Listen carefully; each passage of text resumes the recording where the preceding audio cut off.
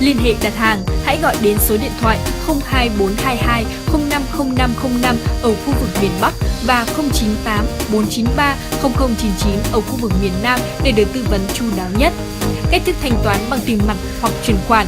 Hãy liên hệ ngay với chúng tôi để có những sản phẩm tốt nhất, giá cả hợp lý nhất và dịch vụ sau bán hàng chu đáo nhất. 3A. Điểm tựa.